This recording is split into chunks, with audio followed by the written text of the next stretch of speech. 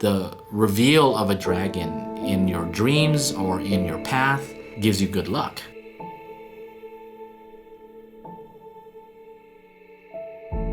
We were trying desperately to help Macau create this new entertainment slice that was different from the game. And Falcon's Treehouse played a major role in that.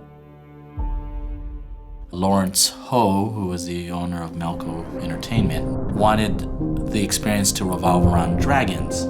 That was the only framework. That was the only criteria. That was the only criteria. We thought introducing something unique like a pre-show might be a good pitch.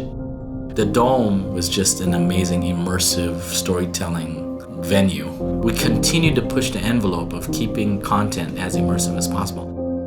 I gravitated to saying, what can I do to create this where I could dim down the lights and have guests absorb the story? Then I realized, wait a minute, dragons are like cherubs, they're good luck. The client understood it, got it, gave us the autonomy to execute it properly. I mean, that was a big deal. You were the first group that didn't say, all right, Jeff, the pros can take it from here. And I sort of sat back and said, I think we're off and running. It was one of those things that creatively everyone was collaborating and there was no constraints to elevate ideas to make this thing better.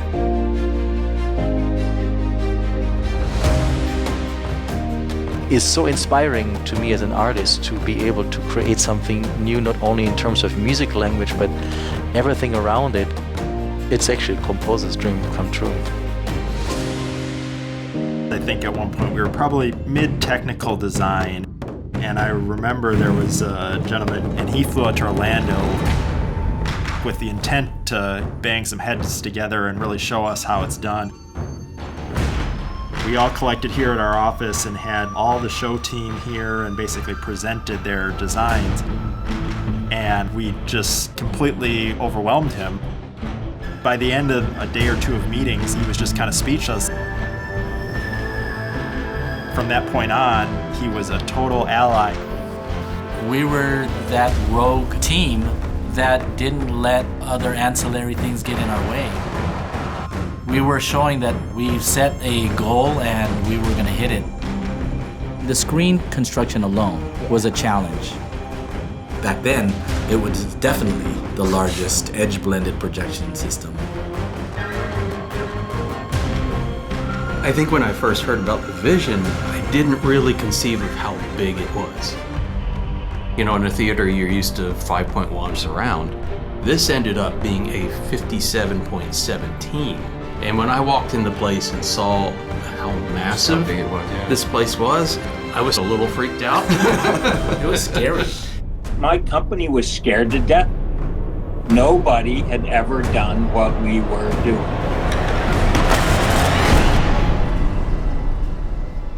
When I first got on site and started putting the music through and started placing instruments around the hall, it blew me away. I had never heard anything like it before.